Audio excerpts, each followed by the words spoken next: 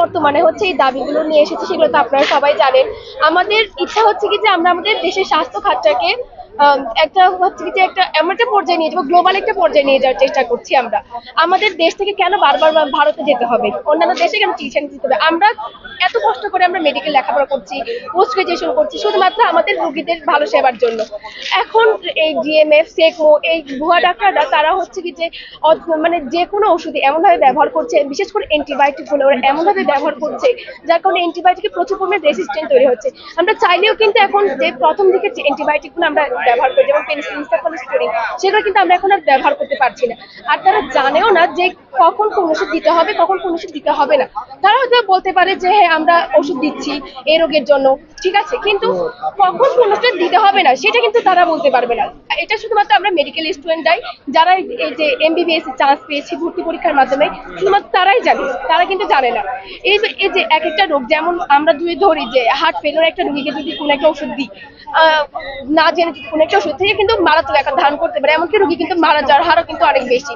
তো আমরা এই অপচিকিৎসার হাত থেকে আমাদের দেশের রোগীদেরকে বাঁচানোর জন্য, বিদেশমুখী হওয়া থেকে বাঁচানোর জন্য আমাদের আজকের এই পদক্ষেপ। আমরা আজকে এই সমবেত হয়েছি। আর আগামীকাল যদি আমাদের এই কর্মসূচি মানা না হয়, তাহলে আগামীকাল আমাদের শাটডাউন কর্মসূচি অনুষ্ঠিত হবে এবং 25 তারিখে আমাদের লং মার্চ টু হাইকোর্ট যে আয়োজন করা হয়েছে। ধন্যবাদ। এটা তো আমরা আশা করি সবাই জানি। এটা মেইনলি আমরা হচ্ছে ম্যাথস ডিএমএফ তাদের যে একটা হচ্ছে তারা যে দাবিটা তুলছে, তাদের যে অযৌক্তিক দাবিটা তারা তুলছে, তো সেটার বিরুদ্ধে আমরা আজকে এখানে সমবেত হয়েছে আমরা ভবিষ্যৎ ডাক্তার সমাজ।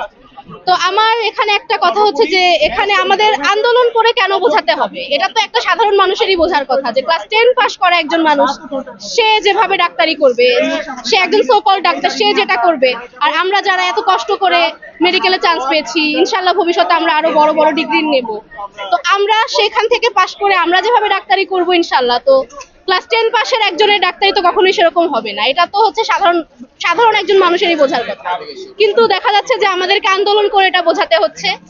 তো এই জিনিসটাই আমার কাছে প্রথমত কোশ্চেন, যে কেন আমাদের আন্দোলন করে এটা বোঝাতে হবে? এটা সাধারণভাবে বোঝার কথা ছিল। তো যাই হোক, আজকে আমরা সমবেত হয়েছি, আশা করছি আমাদের যে দাবি, আমাদের যে যৌক্তিক দাবি, সেটা যেন মেনে নেওয়া হয়, আর তাদের এই অযৌক্তিক যে দাবিগুলো সেগুলো যেন অগ্রাহ্য করা।